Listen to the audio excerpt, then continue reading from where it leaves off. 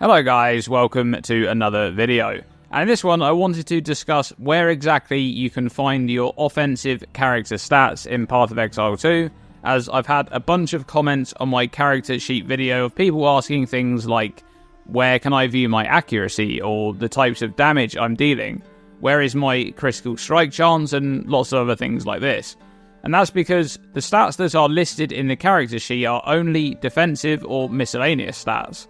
And of course, if you're coming from Path of Exile 1, all of the character stats, both offensive and defensive, are listed in the character sheet, and you can hover over your abilities for tooltip damage types and other relevant stats.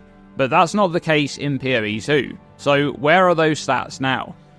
Well, if you open your skills panel, found in the menu or by hitting G by default, you'll get to this screen with all of your abilities. Here you can see approximate damage numbers, and hovering over a gem will show the skill gem stats.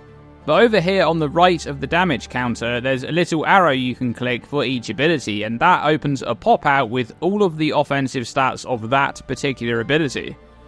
So for example, here on Mace Strike I can see how much total hit damage the skill deals and a breakdown of the damage types. In this case it's just physical damage.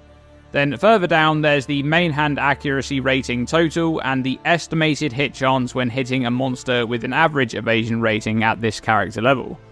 And there's other stats here too, like any on-hit effects that you have. This is just the stun build up for the skill. And there's also the slain monster rarity there too.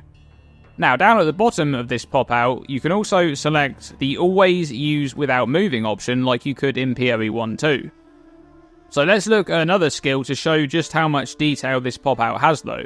Here's Perfect Strike, which is an attack that channels up, and you need to release it at the right time to land the Perfect Strike portion of the skill, which deals a lot more damage, it adds strike range, and converts more of the physical damage into fire with a guaranteed ignite.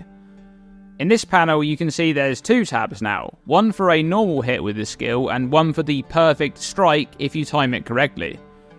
So you can see here in the damage breakdown, it's now showing the hit damage with a portion of physical and the portion of converted fire.